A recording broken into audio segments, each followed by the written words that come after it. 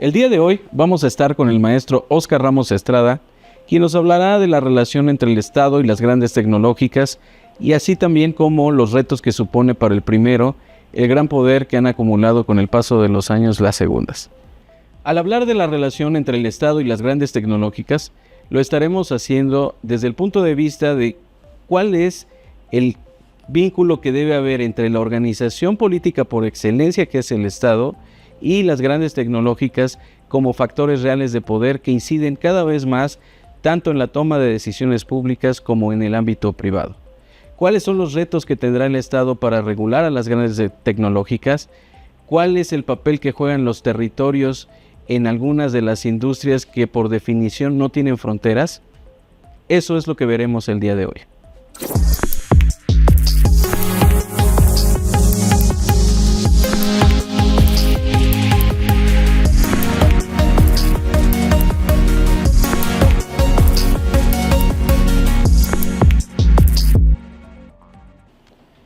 Ya estamos con el maestro Óscar Ramos Estrada y vamos a hablar del Estado frente a las grandes tecnológicas. ¿Cuáles son los retos que tiene el Estado en la regulación de lo que tiene que ver con las grandes tecnológicas, con todo el poder económico, todo el poder político y todo el poder de diversos tipos que estas grandes empresas el día de hoy tienen? Muchas gracias, maestro, por acompañarnos el día de hoy. Al contrario, doctor, muchísimas gracias a ti, muchísimas gracias a tu audiencia por la invitación. Y pues nada, agradezco la oportunidad de venir a tratar este tema que nos ha acompañado en un largo recorrido de la historia de la humanidad y que el día de hoy cobra mayor relevancia. Claro.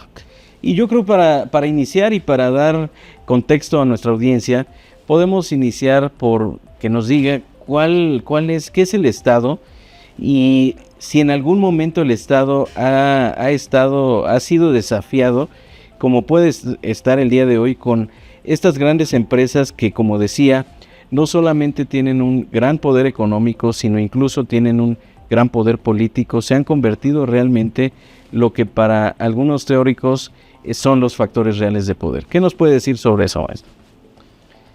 Mire, doctor, la idea de Estado, ciertamente, del Estado moderno propiamente, surge a partir del siglo XV, el siglo XVI, la historia de Estado como organización, ¿no? Surge ante la necesidad del ser humano de agruparse con diferentes finalidades. Me parece que una de ellas, quizá la más importante, es dotar de seguridad a las personas, ¿no? La idea de Estado se va transformando conforme va avanzando el devenir histórico y precisamente en algún punto crucial de la Edad Media hay un resquebrajamiento, digamos, de la manera en la que hasta ese momento se habían llevado a cabo las cosas. Hay un punto fundamental, ¿no? Donde ante la caída de un imperio, toda Europa, estoy hablando del siglo IX, a partir del siglo IX, con este resquebrajamiento del imperio, comienza a formarse una nueva manera de relacionarse. Toda Europa entonces comienza a compactarse ante el hecho de la desaparición de un mando único. Comienzan entonces a surgir diferentes reinos, ¿no?, en toda Europa y comienza a transformarse una dinámica. La dinámica que se va transformando es la manera en la que se relacionaban los señores feudales, ¿no?, con sus vasallos, y entonces comienza una nueva dinámica. Esa nueva dinámica es el surgimiento de los reinos europeos, ¿no?, donde me parece podemos advertir características que comienzan a dibujar a un Estado moderno. Parte importante de esas características es, sin duda alguna, la idea de territorialización del Estado. ¿Por qué? Porque hasta antes de esta crisis, las fronteras en Europa estaban desdibujadas o por lo menos no tan marcadas como hoy en día las concebimos, ¿no? Entre los diferentes reinos o entre los diferentes señores feudales, mejor dicho, se llegaba a compartir territorio, se compartían vasallos. Esto va cambiando con este cisma del que estamos platicando y diferentes cosas comienzan a marcar el nacimiento de un Estado moderno. Pienso, por ejemplo, en el nacimiento de la cartografía en el siglo XV, ¿no? ¿Por qué? Porque esto ayuda a la delimitación exacta de las fronteras. Uh-huh. Y sin duda también hay un punto fundamental, me parece, para el surgimiento del Estado-Nación, y ese acontecimiento es la Paz de Westfalia, ¿no? Uh-huh. En la Paz de Westfalia comienzan entonces a asentarse ya propiamente las bases de esa territorialización. Pero esa territorialización sería poco sin otra idea que es muy importante. Y esa idea es la idea de soberanía, ¿no? La soberanía entendida como esa facultad de poder, decidir de manera exclusiva sobre los destinos de un territorio y de una población concretamente, ¿no? Entonces, todo este proceso que estamos platicando llevó siglos, por supuesto, ¿no? No fue algo nada sencillo. Y después esto va a terminar, ¿no?, por desencadenar conflictos bélicos, ¿no?, entre los cuales destacan, la profesionalización de los ejércitos. Hasta el siglo XV los ejércitos no eran ejércitos permanentes, uh-huh, ¿no? Con la consolidación de ejércitos permanentes, entonces surge la reivindicación de reinos frente a otros, ¿no? Y esto comienza a consolidar propiamente la idea del Estado, que posteriormente se vería fortalecida con fenómenos sociales, tales como la Revolución Francesa, la independencia de las 13 colonias, donde ya consolidada la idea de Estado moderno, va a fijar diferentes reglas, ¿no? Todo esto para llegar ¿a qué? Para contestar la pregunta de si el Estado en algún momento se ha visto desafiado por diferentes organizaciones. Lo que pasa es que el surgimiento mismo del Estado fue un desafío con un antiguo régimen, con un antiguo orden. Hoy en día las reglas son distintas, hoy en día los paradigmas son distintos, y dentro de esa nueva lógica y dentro de esos nuevos paradigmas es que surgen las grandes empresas tecnológicas que todas y todos conocemos, ¿no? Claro. Y hablando, y hemos escuchado conceptos muy importantes no solo para el derecho, sino para la historia de la humanidad. Hemos escuchado Estado nacional, hemos escuchado territorio, fronteras, soberanía. Y a partir de esto surge la siguiente pregunta. ¿Todos estos conceptos de alguna manera están expuestos a un reto frente a las grandes tecnológicas que en principio no se encuentran regulados por el Estado? El Estado entendido como la organización política por excelencia.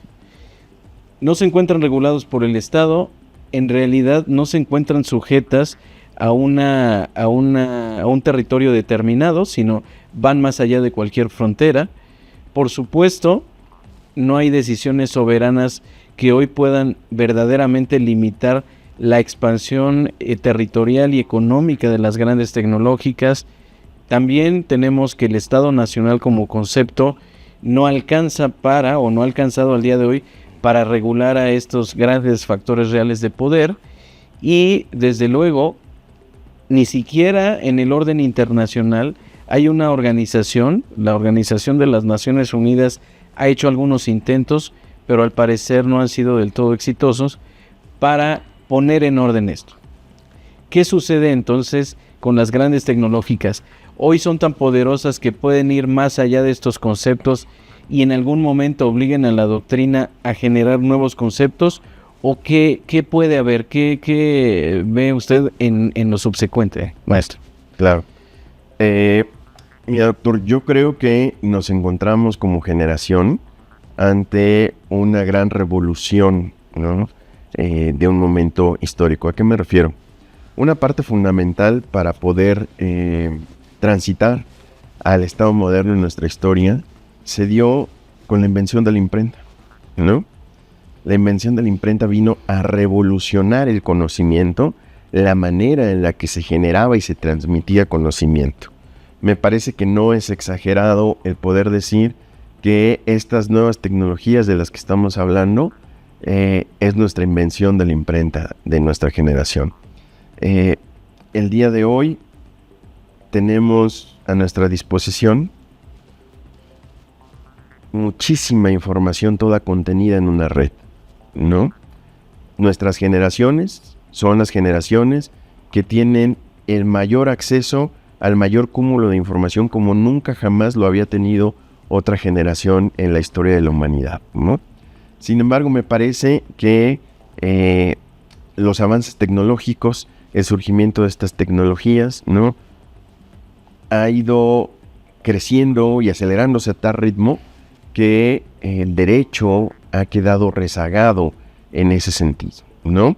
Por supuesto que el derecho siempre va persiguiendo a la realidad humana, tratando de normarla, pero me parece que lo vertiginoso de las transformaciones tecnológicas hoy en día nos ha llevado a quedarnos rezagados, sin duda alguna. Si estas empresas son un desafío a estos conceptos de los que hemos hablado, me parece que sí son un desafío, y son un desafío porque nos enfrentamos a algo que nunca antes habíamos visto, ¿no? Es decir, por ejemplo, las redes sociales. Hoy en día tú puedes estar conectado con personas del otro lado del hemisferio, del otro lado del mundo, ¿no? Sin mayor necesidad que una conexión a internet y que un dispositivo, ¿no? A través de esas relaciones que se generan en ese medio se pueden llegar a cometer ilícitos, se pueden llegar a establecer relaciones interpersonales, es decir, las posibilidades son muchísimas, ¿no? Y ciertamente me parece que el Estado, que la regulación que se ha dado de estas, ciertamente es poca, como bien lo ha señalado, doctor, ¿no? Existe, por ejemplo, allí un reglamento general de la Unión Europea que ha intentado normar el crecimiento de las grandes empresas tecnológicas, pero ciertamente no hay muchísimo del tema. ¿Son un desafío? ¿Son un factor real de poder? Me parece que sí son un factor real de poder. ¿Por qué? Porque además del gran poderío económico que tienen estas grandes empresas, estaba viendo unas estadísticas poco antes de entrar al aire, acerca de cómo el crecimiento o la gran capacidad que tienen estas empresas, la capitalización de estas grandes empresas, rivaliza con el Producto Interno Bruto de grandes naciones. Pienso, por ejemplo, solamente en esa capitalización de la empresa Apple, ¿no? Uh-huh. Es superior incluso a economías tales como Alemania o como Japón, ¿no? Uh-huh. Entonces, el poderío económico de estas empresas es indudable, pero tampoco hay que desconocer que existe una gran influencia en la política, ¿no? Y hasta en el desarrollo cultural de las naciones. Eso me parece hace urgente la regulación por parte de los estados. ¿Por qué? Porque una característica que el Estado tiene es que no puede y no debe tener ningún rival en cuanto al poderío que éste tiene. Sencillamente porque la razón de existir del Estado es que con base en su poder, el Estado garantiza los derechos de las personas, ¿no? Claro. Y también tenemos hoy una realidad, y es si revisamos la lista de las empresas más valiosas del mundo, hace unos años eran las empresas dedicadas al sector energético normalmente, y hoy tenemos que buena parte de las 10 primeras son las grandes tecnológicas. Tenemos a las personas como Zuckerberg, como Ellison, como Musk, como el mismo, también tenemos al dueño de Alibaba, tenemos a Bill Gates, tenemos a muchos personajes de distintos perfiles, algunos con un perfil más discreto, otros como Elon Musk, que todo el tiempo está saliendo a los medios y todo el tiempo está criticando o proponiendo, pero al final tenemos que estos perfiles todos tienen un juego directo en lo que pasa en el mundo. Tienen una influencia muy clara tienen legisladoras y legisladores que representan sus intereses en muchos congresos y tienen muchas otras cosas más. También podemos ver que estos personajes y estas empresas hoy están de alguna manera buscando expandirse, lo están haciendo a partir de ese poderío político, de ese poderío económico, y también ahí entra en juego el papel de las grandes potencias. Tenemos por una parte Estados Unidos, tenemos por otra parte a la Unión Europea y por otra parte sin duda a China. También algunos jugadores como Taiwán en el caso del litio, y tenemos una serie de países que están en este juego en la industria de la tecnología. ¿Qué pasa con la relación entre estas grandes potencias y cómo ellos están logrando dividirlas o cómo están logrando incluso unirlas en buscando generar un lucro, buscando en un negocio? Por ejemplo, la innovación la voy a aplicar desde los Estados Unidos, el caso de Tesla, pero voy a tener algunas partes hechas en China. Esto está generando que haya intereses en común entre las grandes potencias, pero también está generando algún tipo de división entre ellas. Viene una competencia por proveer de bienes a estas grandes empresas, o va a seguir siendo este juego prevé en el que unas tienen claro a qué se dedican y se van a limitar a eso, y las otras básicamente van a hacer otra cosa. Yo creo que precisamente la gran complejidad de normar a este juego que tienen las grandes empresas con las grandes potencias, entiéndase países, es precisamente que están en todas partes, ¿no? Benefician, pues no diré por igual, pero benefician también en gran medida a Estados Unidos, por ejemplo, que a las economías chinas, ¿no? Que a la economía rusa. Y me parece que existe un juego de complicidad, un juego de tolerancia por parte de los estados por los beneficios económicos que reportan a sus economías. El enorme peligro que yo veo en este juego de complicidad es que muy probablemente el crecimiento de estas empresas el día de mañana sea tal que desafíe verdaderamente a los estados, ¿no? Mencionabas hace unos minutos al dueño de Tesla, ¿no? Bueno, para nadie es un secreto que él abiertamente apoyó la candidatura del hoy presidente electo Donald Trump de manera muy importante, ¿no? Entonces, si un magnate de esta naturaleza es capaz de poder apoyar decididamente, ¿no? Al presidente, al hombre más poderoso del mundo libre, ¿no? Entonces me parece que es indudable que tienen toda la intención, ¿no? de incidir en la vida de las personas. Me parece que el gran reto de los países es fundamentalmente, uno, su regulación, es decir, atender urgentemente la regulación, ojo, para no permitir un tema de monopolios, porque precisamente la gran fortaleza de estas empresas es que en muchas ocasiones son tan fuertes, son tan poderosas, que van eliminando a sus competidores, se van quedando solos en el escenario, y esto no hace sino empoderarlos más. Dos, una parte muy importante, ¿no? El tratamiento que de los datos de las personas tienen estas empresas, ¿no? No nos hemos dado cuenta la gran cantidad de datos que les hemos otorgado y que eso los coloca en una posición muy importante. Y por último, me parece que un gran reto también es el que la regulación que los países hagan del juego que se tiene con estas empresas tampoco puede ir al extremo de limitar el desarrollo tecnológico, porque ese desarrollo tecnológico juega en beneficio también de las personas, ¿no? Encontrar el equilibrio entre la regulación y la innovación. Y la innovación, ese me parece es el punto fundamental. Claro, y respecto de la relación de estos dos personajes, de Musk y de Trump, podemos ver varios momentos que han tenido en común. En principio, hace unos años, Twitter, que a la postre sería adquirida por Musk, recordemos que suspendió la cuenta de Donald Trump y tuvo el poder para hacerlo sin ningún tipo de consecuencia de la persona que había sido presidente de la principal potencia mundial. Y por supuesto hoy con el apoyo que le dio, ya se habla de que Musk dentro del gobierno de Donald Trump va a estar en la cabeza de una agencia buscando la eficiencia del gobierno. Entonces, ¿hasta dónde llega? Y como última reflexión para concluir, maestro, esta frase que somos muy dados en México, particularmente en nuestra clase política, a decir el poder político y el poder económico tienen que estar separados, y van a estar separados porque así lo va a decidir desde la política los políticos. ¿Es factible esto? Y algunas conclusiones, maestro, para terminar con nuestro programa de hoy. Sí, muchas gracias, doctor. Yo creo que justamente en esta evolución de nuestra realidad debemos aceptar que esto pierde vigencia cada minuto, ¿no?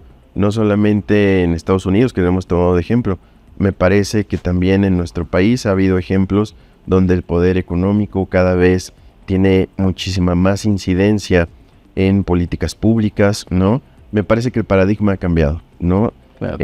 Tenemos que asumirlo, ¿no? Porque solamente así podremos enfrentarlo, podremos normarlo. Y como conclusión me parece que es importante que el Estado reflexione acerca de el rival que tiene enfrente de estas empresas. Si el Estado queda adormecido, entonces quizá no lo vean nuestros ojos, ¿no? Pero quizá los ojos de nuestros hijos, de nuestros nietos, estén arribando a un nuevo escenario histórico en el que el Estado tal y como hoy lo concebimos habrá desaparecido. Muchísimas gracias, maestro, por habernos acompañado el día de hoy, y muchísimas gracias a toda nuestra audiencia que hemos escuchado ya la relación entre factores reales de poder como son las grandes tecnológicas y el Estado, y los retos a los que se encuentra expuesto esta organización política hoy en el presente y por supuesto mañana en el futuro. Muchas gracias. Como pudimos ver, la relación entre el Estado y las grandes tecnológicas ha sido a lo largo de los años por algunos momentos cercana, en algunos otros momentos lejana, pero sin duda el gran tamaño, el gran poder político y económico que han ganado las grandes tecnológicas han supuesto un reto para el Estado, para regularlas y por supuesto para saber qué tanto de lo que están haciendo inciden en la toma de decisiones públicas y también en la toma de decisiones que se dan en el ámbito privado. Les agradecemos haber estado con nosotros y nos vemos en la próxima emisión de su programa Abogacía Digital.